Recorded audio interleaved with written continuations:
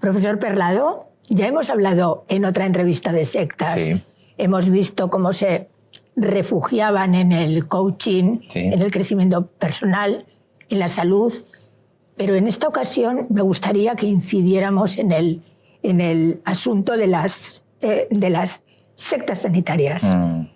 Porque realmente no atrapan a un perfil de persona normal, sino que son personas muy formadas, con estudios superiores, con vidas laborales muy plenas. Sí, es así. Es más, esta palabra que empleaba de sectas sanitarias, a mí particularmente no me acaba, digamos, de encajar bien del todo, ¿eh? Hablamos más de sectas de terapia, por ejemplo, o de terapias sectarias, ¿no? Y no porque sea un juego de palabras, sino porque son dos ángulos diferentes para analizar un mismo fenómeno que observamos en los 10 últimos años aproximadamente, y es una proliferación, digamos, de este tipo de propuestas en ámbitos vinculados a la salud, no solo física, sino también psicológica e inclusive en una última área que es la espiritual, ¿no? Y son los tres elementos con los cuales actualmente muchas de las sectas están incidiendo con bastante potencia. ¿Qué es lo que ocurre en la medicina tradicional para que las personas muy formadas, insistimos, se refugien aquí? Es un tema bastante complicado, donde intervienen muchísimas variables interactuando al mismo tiempo. Lo que sí que observamos como una de las constantes es que las personas necesitan ser escuchadas.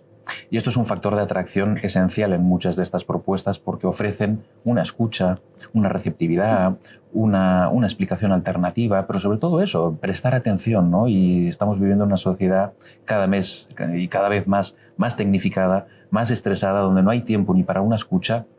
Y este es un factor de atracción indudable. Pero hay otros que están interactuando al mismo tiempo. Por ejemplo, pasar por momentos de crisis profesional. Esto lo observamos también en profesionales, por ejemplo, del ámbito de la salud, que se pueden quemar en su trabajo y que entonces pueden derivar hacia propuestas mágicas, esotéricas, pseudoterapéuticas, ¿no? Y entonces descubren, ¿no?, un gran método, una gran técnica, ¿no? Y descubren ahí su nicho profesional. Pero también luego, desde el punto de vista de los usuarios, la atracción hacia propuestas inmediatas, que aparentemente lo resuelven todo, que son instantáneas, casi milagrosas, que en un par de fines de semana ya sanas. Claro, esto genera un factor de atracción indudable, por contraposición a terapias que son costosas, arduas, que requieren un tiempo o intervenciones más sofisticadas, ¿no? Pues esto es un factor de atracción indudable. ¿El objetivo de estas sectas es el mismo que el de otras sectas? Difiere, digamos, ¿no? Porque aquí cada grupo también tiene finalmente su target poblacional y también tiene su nicho de negocio, llamémoslo así. Las sectas se han convertido en grandes empresas multinacionales que operan en distintos países simultáneamente y tienen su target poblacional. En este sentido, este tipo de grupos que promueven prácticas vinculadas al ámbito de la salud física, mental, espiritual, sea cual fuere, lo que buscan son personas en un estado sufriente, que lo estén pasando mal, que necesiten ayuda, que necesiten un soporte, ¿no? Y esto es un reclamo para ellas y tiran de ahí, ¿no? Pero sobre todo lo que buscan finalmente, y esto es otra de las cosas que se observan en la práctica profesional regular, es convertir a los pacientes en creyentes, ¿no? Y esto es un riesgo, porque el paciente no debe ser un creyente. Yo no necesito que la gente venga a mí creyendo en mí, sino, en todo caso, en la confianza de que podemos hacer un trabajo conjunto como para poder resolver los conflictos, los problemas, pero en ese otro tipo de propuestas de lo que se tira es de otra cosa, ¿no? De la desesperación, de los anhelos, de la agonía, del sufrimiento de las personas, prometiendo algo que no solo muchas veces es falso, sino que en ocasiones puede llegar a resultar dañino. ¿Quién hay detrás de estas sectas? En ocasiones se apunta muchas veces a que hay intereses, ¿no? O incluso se puede entrar en una suerte de discurso conspiranoico, ¿no? Donde están tramando algo, donde hay personas muy poderosas, donde hay... No. Hay personas que, o bien por carecer de una trayectoria profesional o por ánimo o afán de destacar en nuevos ámbitos o por el motivo que fuera, se instalan, digamos, en este tipo de propuestas, donde se autodefinen como personas que han visto o que han descubierto una gran técnica, un gran mensaje y que están en capacidad como para transmitirlos a los demás porque no saben, porque se les critica, porque desconocen. En este sentido, estamos hablando de personas que pueden ser como cualquiera de los ciudadanos de a pie, y no hay que pensar, digamos, en que exista una gran conspiranoia o una gran conspiración, o que haya gente detrás tejiendo hilos para urdir, digamos, una red muy compleja, ¿no? Son redes que se van estableciendo a medida que avanza el tiempo, y porque hay sinergias entre muchos de estos grupos que acaban formando incluso casi corporaciones, digamos, empresariales para ofrecer sus productos, ¿no? Pues mire que yo iba por ahí, porque la Asociación Española de Comunicación Científica ha denunciado que hay periodistas y comunicadores que están siendo denunciados. Es cierto. Y además con unas querellas multimillonarias, lo cual quiere decir que no sé si estas sectas se pueden permitir el lujo de mantener ese nivel jurídico. Bueno, aquí lo que está pasando también es, claro, a propósito, digamos, de todo el empuje que se ha dado, ¿no?, con la propuesta a través del observatorio vinculado al Colegio de Médicos, ¿no?, que ha venido a definir un plan, digamos, ¿no?, como para hacer frente a las así llamadas pseudoterapias, que también habría que ver de qué estamos hablando exactamente, ¿no? Pero claro, esto ha producido un efecto rebote, particularmente y bajo mi prisma de análisis, porque pese a que la intención es buena, nadie duda que pueden existir propuestas pseudoterapéuticas, la manera de hacerlo dista bastante, digamos, de haber sido hecho de una manera profesional, concienzuda y basada en criterios profesionales, ¿no? Son propuestas que se han llegado a lanzar desde el Observatorio Médico Colegial. No olvidemos que el mismo Colegio de Médicos durante muchos años han aceptado propuestas en sus cursos de formación que hoy en día serían descritas como pseudoterapias y que de pronto giran y van hacia el otro lugar, ¿no? Este es un primer escollo que habría que ver cómo salvar. El segundo es que estamos hablando de una corporación de colegiados y, por lo tanto, bueno, ahí se puede confundir también lo que es velar por la profesión con la legislación, ¿no?, donde se arman una serie de propuestas orientadas a combatir, ¿no? Entonces, desde el punto de vista en que se pone en marcha una estrategia orientada a combatir, el efecto inmediato, digamos, es un efecto rebote que además puede provocar que muchas de estas pseudoterapias todavía crezcan más, porque entonces encuentran fuera el enemigo identificable. Esto lo observamos claramente con las sectas, ¿no? Cuando muchas personas me preguntan, ¿por qué no hay un listado de sectas? Bueno, y aunque lo hubiera, es decir, no está mi grupo, estoy salvado, está mi grupo, estoy condenado, voy a tener problemas. No necesariamente, además, estos grupos son cambiantes, con lo cual el señalar combativamente o con una estrategia orientada a eliminar o erradicar provoca un efecto contrario, que es que crecen, se parapetan todavía mucho más en sus principios e identifican al enemigo externo fuera.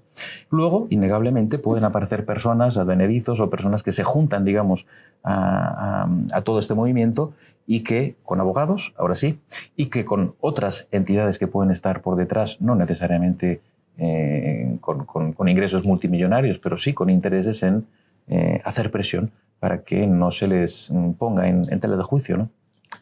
¿Puede definirme qué es la pseudociencia? Lo digo porque tiene definiciones, evidentemente, pero vamos a ver si coinciden con la de un experto. Claro, si lo circunscribimos más al tema que nos ocupa hoy, que es el de las pseudoterapias, ¿no?, porque también la pseudociencia también es muy amplio, ¿no?, pero el de las pseudoterapias estaríamos hablando de cualquier tipo de actividad, en principio, producto o servicio, que según la definición al uso no se sostendría sobre una evidencia científica, ¿no? Lo que pasa es que, claro, bajo este prisma también es un poco delicado el asunto, porque entonces solo definiremos como válido o como no pseudo aquello que se sustente en la evidencia científica, y aquí la evidencia científica puede deslizarse progresivamente hacia un terreno donde la ciencia está en mayúsculas, ¿no? Y entonces, ¿de qué ciencia hablamos? ¿De la ciencia biológica? ¿La medicina es una ciencia? Habría que verlo. Para mí, igual que para otros colegas, la medicina es una práctica profesional orientada a cuidar de los enfermos, que se basa en la ciencia para una mejor práctica. Pero entonces entramos en este terreno que es muy resbaladizo. ¿Y la filosofía es una ciencia? ¿La historia es una ciencia? ¿Entonces es una pseudociencia? Bueno, entonces claro, es un terreno muy complejo donde primero habría que consensuar una definición clara de lo que entendemos por pseudoterapia. A mí particularmente me siento más cómodo hablando de terapias locas, de terapias desviadas, de terapias que pueden dañar. Y en este sentido, contrariamente a lo que también estos planes, digamos, orientados a contrarrestar o a combatir las pseudoterapias proponen, que es educar, digamos, en los conocimientos científicos, en los avances y demás, no dudo de que sea muy interesante, pero quizás sería mucho más productivo y a largo plazo podría dar lugar a una mejor base, poder educar, digamos, a pensar las personas, ¿no? Porque esto es algo que cada día cuesta más, ¿no? A las personas les cuesta pensar y nos cuesta pensar por varias cosas, pero por una fundamentalmente, y es que nuestra mente funciona por una economía que se basa en voy a pensar lo mínimo posible y si de fuera me dan las respuestas, eso me simplifica el pensamiento, ¿no? Entonces, bueno, hay que pensar y este tema merece pensarlo desde diversos ángulos con profesionales que estén en los distintos ámbitos, porque no se puede meter ni a todas las propuestas en el mismo saco, ni se puede definir un punto de corte como es la ciencia mayúsculas las que va a discriminar qué es lo válido y qué no es válido, ¿no? Porque, insisto, el riesgo aquí es entrar en una suerte de autoritarismo científico donde, al final, lo único que es válido es lo que la ciencia mayúsculas o la ciencia biológica o la ciencia más pura de laboratorio, diríamos, valide, ¿no? En 2017 se crea el Observatorio contra la Pseudociencia. Sí. ¿Cómo ha funcionado? ¿Qué resultados ha obtenido? Pues el funcionamiento, al menos lo que yo y otros colegas observamos, el funcionamiento que hemos visto es que, pese a tener una buena intención de arranque, que duda cabe, las propuestas han sido hechas por asociaciones de defensores de pacientes, por asociaciones de escépticos, por diversas asociaciones que, lejos de haber hecho un trabajo concienzudo, de análisis y criba, han cogido listados al uso de algunas asociaciones de escépticos, donde se recoge un amplio elenco de procedimientos supuestamente pseudoterapéuticos y todo se ha colado así, ¿no? Entonces, no se ha hecho un trabajo de sentarse y hacer un análisis sistemático y consensuado con diversos profesionales de los distintos ámbitos, léase las intervenciones a nivel físico, las intervenciones a nivel psicológico, ¿no? Entonces hay que discriminar bien porque son intervenciones terapéuticas que distan mucho y que difieren mucho sus procedimientos en sus niveles de análisis y en la manera en que evaluamos también la efectividad de esos procedimientos. Entonces se ha hecho de esta manera, se ha hecho un empuje fuerte, que duda cabe, pero me parece que nos está discriminando el trigo de la paja y me parece que nos está haciendo un trabajo serio de buscar a los interlocutores válidos que puedan dar elementos de valoración profunda para decir, bueno, dónde están los problemas o dónde pueden estar aquellas prácticas que, presentándose bajo el manto de terapéuticas, pueden acabar dañando, que para mí ese debería ser uno de los focos en donde prestar atención. Es más, no dudo que sea muy interesante y desde luego es lo que hace avanzar a las disciplinas, el estudio, la investigación, sin duda, pero se ha descuidado mucho también la investigación de aquellos procedimientos que no resultan o que pueden dañar. Y esto vale tanto para los procedimientos médicos como para los procedimientos psicológicos. Se publican artículos de impacto, ¿no?, para, digamos, obtener ese impacto, valga la redundancia, pero no se contempla que pueden haber otros procedimientos que pueden dañar en este sentido. En los últimos años, por ejemplo, se han hecho algunos estudios que con toda claridad muestran que algunos procedimientos pueden dañar con claridad. Me refiero particularmente al debriefing, por ejemplo, ante situaciones de estrés en incidentes críticos, ciertas prácticas vinculadas a la comunicación facilitada, ciertas prácticas vinculadas a campos de verano, de entrenamiento de jóvenes adolescentes problemáticos. Es decir, hay algunas intervenciones terapéuticas que con toda claridad se ha visto que con estudios están generando un daño. Yo creo que ahí es un esfuerzo que debemos hacer en llevar ahora sí estudios y un análisis fino de aquellas prácticas que pueden dañar, porque insisto que para mí un punto de corte esencial es prácticas que pueden dañar, porque muchas de estas pseudoterapias, en el mejor de los casos, entre comillas, en el mejor de los casos, quizás lo que van a hacer es desplumar económicamente a la persona y hacerle sentir finalmente como un tonto que lanzó el tiempo y el dinero. Pero en el peor de los casos pueden dañar irremediablemente a las personas y esto para mí, al menos desde el punto de vista profesional, es lo que me preocupa. Pseudoterapias que se impartían como másters en universidades españolas y que afortunadamente ahora esto ya no puede ocurrir. ¿Afortunadamente o ha sido para peor? El tiempo dirá y habrá que ver, ¿no? Porque insisto que lo que antes se anunciaba bombo y platillo, ahora resulta que hay que combatirlo, ¿no? Entonces, bueno, ¿cuál es el punto, digamos, aquí de las organizaciones o de las instituciones que plantean este tipo de movimientos, ¿no? Y no hace falta pensar en las más manidas, léase la homeopatía, la acupuntura u otras, ¿no? Existen muchos procedimientos que de pronto, esto no quita que innegablemente, pues sí, hay procedimientos que son engañosos, que son...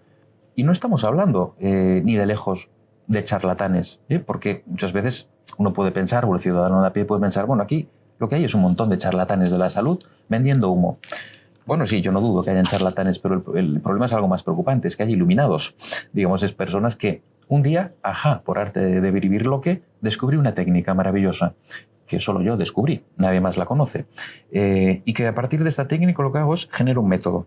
Y a partir de este método lo que voy a generar son unos cursos de formación. Y para que esto tenga una validez, generaré unos diplomas y además montaré una institución y además todo voy agrandando la situación y entonces parece que aquello tiene un aire de solidez y de validez, que aquello, por lo tanto, ya no justifica, ya nos da la razón para todo. Entonces, bueno, este es el modus operandi habitual, pero insisto que el cambio, digamos, de algunos programas, como mencionabas, habrá que ver el tiempo lo que nos dirá, ¿no? Pero sí hay que ayudar a las personas a tener un criterio más sólido, que puedan discriminar mejor, pero insisto que me parece que el combate, digamos, de hay que erradicar, lo único que va a llevar es a un recrudecimiento y a lo que antes se mencionaba, que muchas de estas se organicen, se junten, digamos, en grupos de presión y digan, no, es que ahora somos 25 que nos juntamos para contrarrestar aquello. Pero entonces, profesor, ¿cómo luchamos contra las sectas? Sobre todo contra las sectas de la salud, contra las pseudociencias. Sí, sobre todo con estas las pseudoterapias. Que aquí un inciso, en el gran ámbito de la pseudoterapia no todos son sectas, cuidado, es decir, porque entonces se pueden juntar y de hecho en las propuestas que lanza el observatorio también se juntan indiscriminadamente pseudoterapias y sectas sanitarias, ese neologismo que insisto que a mí me resulta un poco malsonante, pero da igual, en cualquier caso. Bueno, es que entonces ¿cómo se contrarrestan? Bueno, sí, educando a las personas a pensar, es decir, más que transmitir, al menos en mi parecer, al igual que antes decía con los grupos, ¿no?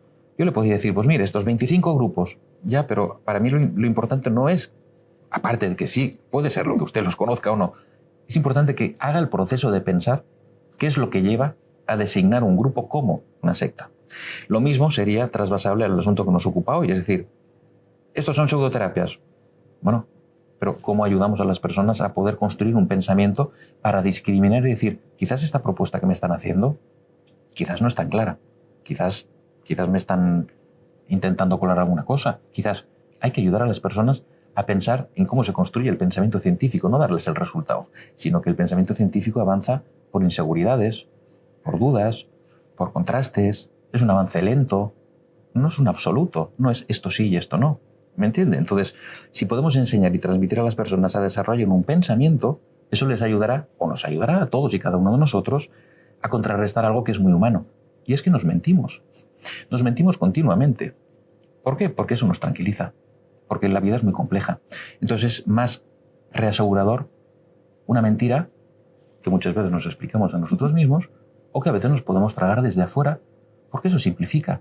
Es un método rápido, vale para todo, tiene respuestas para todo. Consulto el libro y me dice qué significa el sueño, qué significa este conflicto, desde bioneurodescodificaciones o programaciones hasta cualquier otro procedimiento al uso que hoy en día estamos observando, esa proliferación de libros de autoayuda parlantes, es decir, personas que son gurús de la autoayuda, lo cual en sí mismo, también le digo, es un sinsentido, porque la autoayuda en sí mismo es imposible, es decir, ayudarse a uno mismo o sanarse a uno mismo no es posible. Nos ayudamos o nos sanamos en la relación con otro, y es en esa relación con otro donde podemos ir transformando las cosas, ¿no? Pero lo que tenemos hoy día es una proliferación, pues eso, de gurúes de la autoayuda, que son libros parlantes, donde repiten una serie de eslogans, de mantras, que simplifican nuestro pensamiento. Ya me lo ha dicho, esto es así. Yo me debo rendir y entregar, porque todo el mundo lo está viendo así. Y además eso, por lo general, se da en un ambiente de grupo, donde todos estamos sintiendo lo mismo y todos estamos pensando lo mismo, con lo cual, bueno, insisto, eso simplifica la complejidad de nuestros conflictos y de la vida, nos tranquiliza. Y bueno, y entonces eso puede dar lugar a que finalmente entremos en una pendiente que pueda resultar dañina. Por lo tanto, me parece más importante poder educar desde bien pequeño a las personas a cómo construir un pensamiento crítico, discriminatorio, que sea capaz de flexibilizar, pero sobre todo que sea capaz de hacer ese proceso que defina a un procedimiento científico, que es avanzar progresiva y lentamente, con críticas, cuestionamientos y sobre todo con una distancia para poder calibrar lo que me están ofreciendo desde afuera. A ver, profesor, entra uno en una charla para enterarse de lo que es la bioneuroemoción, por ejemplo, y sale medicándose con agua con lejía y además pensando que todo lo que le ocurre es culpa suya. Sí. ¿Esto es una secta o no? Esto es uno de los procedimientos habituales que emplean todo este tipo de terapias al uso ilusorias y pseudoterapias, que duda cabe, ¿no? Y es un recurso sistematizado por las sectas que se entroncan en el ámbito de la salud, no hay ninguna duda. Es decir, si usted no tenía ningún problema, yo se lo voy a encontrar y saldrá de aquí no solo teniendo claro un problema, que además yo me lo saco de la chistera, sino además habiendo comprado toda una serie de productos y a poder ser fidelizándola a la estructura, ¿no? Entonces, ese tipo de procedimientos de los gurúes de autoayudas, que es un nivel del problema, puede derivar con el tiempo a una secta de terapia. ¿Cuál es el punto, digamos, que lleva de un gurú o de un contexto de gurúes de la autoayuda a una secta de terapia? Tiene que ver con grados de control progresivos y con una institucionalización de los grados de abuso que se instauran ahí dentro. En la medida en que eso sí se sistematiza, podemos empezar a hablar de una estructura que cristaliza como una secta de terapia. ¿Me explico? Entonces, de entrada, un primer nivel son esos gurúes de la autoayuda que los tenemos por todos los lados, ¿no? Es decir, no hace falta más que mirar en YouTube, ir a cualquier librería al uso y veremos un sinfín de libros orientados a la autoayuda. Es perniciosa en sí mismo, es ilusoria y no va a generar más efecto que el mero implantar una serie de eslogans que funcionan como mantras y que eso creo que me ayuda y me sana, ¿no? Pero el siguiente nivel, que es más dañino, evidentemente es, bueno, el de estas sectas de terapia que lo que hacen es, amparándose en esos procedimientos bastante cuestionables, finalmente instrumentalizan una relación que lo que buscan no solo es clientelismo, que es lo que buscarían muchos gurúes de la autoayuda, fidelizar la clientela, porque de ahí me vienen los ingresos, sino que lo que buscan es un paso más allá, es dominar, controlar y sobre todo someter a los demás, en este caso por unas características particulares del promotor de este tipo de actividades, que son unas carencias muy graves, unos déficits muchas veces de narcisismo y una necesidad de tener a los demás sometidos y chafados para sentirse alguien y crecerse, ¿no? Por eso digo que conviene ser prudente, porque no podemos meter todo en el mismo saco, ni todo tiene el mismo nivel de impacto, ¿eh? Un nivel son los gurúes de autoayuda, otros niveles son las sectas de terapia. Pamies, Enric Corbera, ¿estarían rozando el sectarismo o no? El problema de muchas de estas propuestas, volviendo hacia atrás, es que cuando se arma una estrategia combativa orientada a erradicar, el riesgo de que eso redunde en que ese gurú de la autoayuda se sectarice incrementa a medida que la otra estrategia también aumenta. Es una cuestión de... Es una danza interactiva entre ambas partes. Esto lo vemos en muchos fenómenos sociales, ¿no? ¿Cómo debemos dar las noticias? Ahí los periodistas pues tienen arduos debates, ¿no? Hasta dónde informar, cómo hacerlo para no engordar un problema o darle más bombo y platillo a aquellas situaciones que todos podemos tener en mente, desde actuaciones terroristas, delictivas, etcétera, que luego otros parecen emular, ¿no? Entonces, ahí hay un equilibrio muy difícil y que hay que calibrar bien desde el punto de vista profesional. Lo mismo sucede en las sectas. Si uno hace un análisis excesivamente crítico, ¿no? Y tendente a que eso debería ser erradicado, etcétera, entonces eso hace que la propia secta se endurezca mucho más, se parapete y todavía aumente más el control sobre sus miembros. Entonces, volviendo al ámbito que nos ocupa hoy, claro, muchos de estos gurúes autoproclamados de la autoayuda, de la superación personal, llámele como quiera, bueno, pues se mueven en ese nivel de clientelismo. A medida que el clientelismo va avanzando, fidelizan, ¿no? Instauran un método, como decía, generan su sistema. Si además reciben una presión externa, ahí pueden endurecerse. Sí crecen. Sí crecen. Insisto, ¿por qué? Porque el enemigo, lo veis, como lo decíamos, no nos aceptan. Es la industria farmacéutica, son los intereses creados, es la gente que quiere... Necesitan enemigos. Por supuesto, siempre necesitan un enemigo. Y esto es uno de los rasgos distintivos de este tipo de propuestas, ¿no? Yo descubrí esta técnica que poca gente conoce, pero yo estoy destinado a transmitirla a todos y cada uno de ustedes. Y ya veréis que desde fuera nos dirán que esto es malo, que no tiene evidencia, pero ¿verdad que va bien?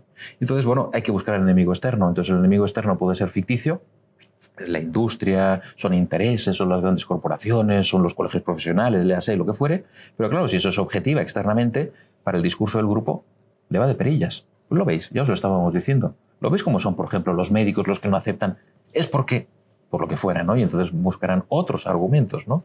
Entonces es altamente complejo. Por eso insisto que este tipo de estrategias deberían ser reevaluadas para decir cómo desde un punto de vista profesional y consensuado con los distintos actores que intervienen podría dar lugar a otros escenarios, sobre todo para educar a las personas en un pensamiento más crítico y no entrar en engordar, digamos, el discurso del grupo, que puede ser un efecto no buscado ni deseado, pero que finalmente puede suceder.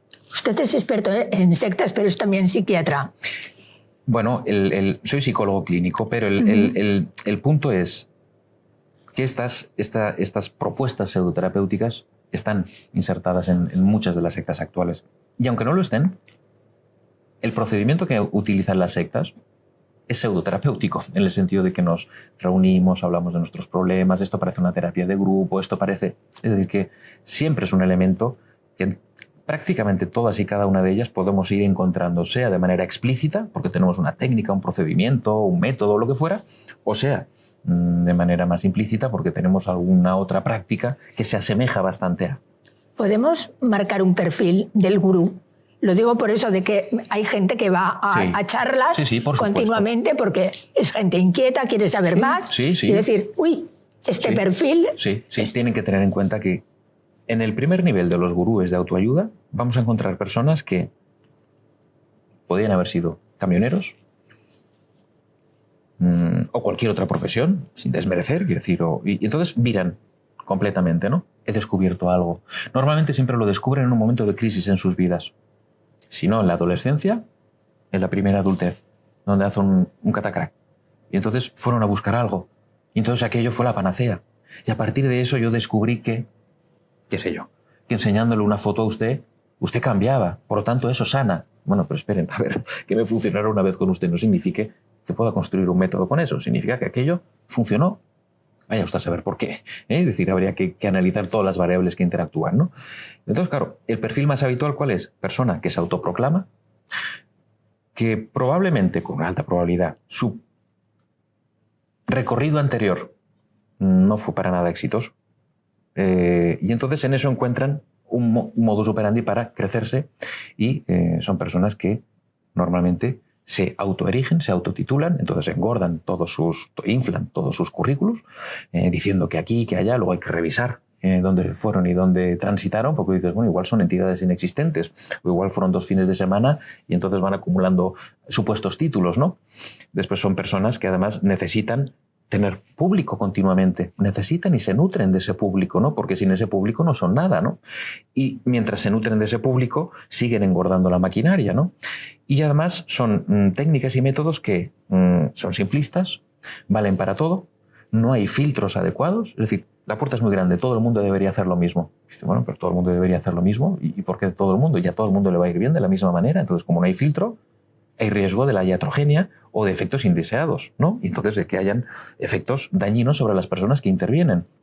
Entonces son personas con un talante bastante narcisista, en el sentido de que necesitan ser vistas y tener su público siempre, que no aceptan rápidamente ni fácilmente la crítica y que además se autoerigen y se autotitulan y además necesitan estar continuamente nutriéndose de los demás. No sé, usted me decía antes, fuera de cámara, que es imposible dar un número de personas afiliadas de alguna manera a las sectas. Sí. Pero sí que es verdad que hay ciertas regiones de España donde se concentran más, unas Canarias, la zona de Cataluña, el Mediterráneo. ¿Por qué? Hay zonas de mayor concentración, ¿no? Los núcleos urbanos, que duda cabe, son uno de los núcleos donde mayor profusión tienen, por una razón simple y que cualquier espectador puede entender, ¿no? Hay mucho más flujo de personas, hay mayor nivel de aislamiento y de soledad y por lo tanto hay mayores fragilidades, ¿no? Y entonces ahí pueden tener, digamos, un mar propicio para echar redes, ¿no? Y después porque hay también cuestiones geográficas, estratégicas, digamos, ¿no? de entradas y salidas, le hacen determinadas islas, en determinados lugares costeros, etcétera, donde pueden haber mayores entradas y salidas, ¿no? Pero lo cierto es que la distribución cada día es más por igual, y en los núcleos rurales también promueven muchas actividades cada vez más alejadas del gran ruido de las ciudades, como un momento de paz, como un momento de desconexión, de encontrarte contigo mismo, ¿no? Con lo cual puede servirles, digamos, todos los ámbitos para sus finalidades, ¿no? La cuestión de las cifras es cierto, que siempre es un terreno que es muy difícil de calibrar y de fijar, porque los grupos inflan sus cifras, porque no existe un censo actualizado y sobre todo por otro elemento que distingue a este tipo de propuestas, que es que decimos que somos muchísimos. este tipo de propuestas, por ejemplo, volviendo a la cuestión de las pseudoterapias así llamadas, siempre tienen un montón de testimonios positivos. Raramente uno encuentra un testimonio negativo de que no le fue bien, ¿no? ¿Qué pasa? ¿Se eliminan? ¿Se censuran? ¿No aparecen? A todo el mundo le fue bien, es increíble, ¿no? Entonces eso es otro elemento que debería hacer. Recapacitar y encender una luz al usuario, porque aquí no debemos olvidar que, al menos a mí, desde el punto de vista profesional, lo que preocupa finalmente son los usuarios, es decir, aquellas personas que están sufriendo y que buscan una ayuda, y que lo buscan a corazón abierto. Entonces, cuando uno busca ayuda a corazón abierto, se entrega al otro la máxima confianza. Pero claro, tú desconoces, y no estamos hablando de títulos, o sea, puede haber prácticas que dañan a las personas, de personas tituladas y con suficiente preparación, y pueden haber prácticas dañinas en personas que no están tituladas y no tienen preparación mínima y suficiente. No es una cuestión del papel de lo que estamos hablando, es una cuestión de una relación entre dos personas en la cual una no solo se aprovecha, sino que gana control sobre la otra. Me refiero a que cuando uno sufre, se abre al otro a corazón abierto y espera del otro encontrar la comprensión, el apoyo, y no se le pasa nunca por la cabeza que el otro vaya a explotarme, a aprovecharse, no, sino que fulano o mengano me dijo que tal o cual me iba a ayudar y que le fue muy bien. Y esa es la manera más suave de entrar, ¿no? Porque usted me dijo y yo fui. Y entonces yo deposito confianza porque yo confío en usted. Y entonces mi percepción de riesgo se minimiza, y si además la puesta en escena, que suele ser bastante convincente y creíble, es adecuada, pues la cosa acaba entrando por sí sola. Y si además eso reverbera en un contexto de grupo donde dicen yo estaba como tú, pero ahora fíjate que bien estoy, todavía se cierra más el candado. Entonces ahí es donde la capacidad, digamos, de reflexión o de pensamiento va mermando, porque entonces simplemente cierro mi mente y me dejo llevar, ¿no? Termino esta entrevista, profesor Perlado, con una sensación agridulce, porque parece que el asunto de que cuanto más hablemos del tema, más poderosas se hacen las sectas, es complicado. Sí, porque es difícil, insisto, ese equilibrio entre hablar e informar y educar, pero no convertirse en un talibán ni en alguien que tenga que ir, ¿no? Muchas veces me dicen, pero usted es un antisectas, ¿no? No, yo soy pro persona. Es decir, yo trabajo por las personas en el sentido de poderles ayudar a recuperar su mente y sobre todo recuperar algo que es muy preciado, que es su propia intimidad, donde este tipo de procedimientos se meten de una manera subrepticia y muy sigilosa hasta que tú no sabes cómo, que todo está patas arriba, entonces acaban dañando algo que es muy íntimo y que tiene que ver con eso, con, valga la redundancia, con la intimidad y con áreas muy particulares, ya no sin entrar en el ámbito espiritual, que todavía puede ser mucho más sensible, ¿no? Entonces, en ese sentido le diría, sí, es importante advertir, es importante comunicar, es importante, desde luego, que los propios periodistas, los comunicólogos incidan, insistan, pero me parece que todavía es más importante, insisto, educar a las personas a poder pensar con su mente, ¿no? Porque es algo que puede acabar siendo volado en este tipo de escenarios, ¿no? Pseudoterapia es un problema y muy pocas soluciones. Muchas gracias, señor Perlado.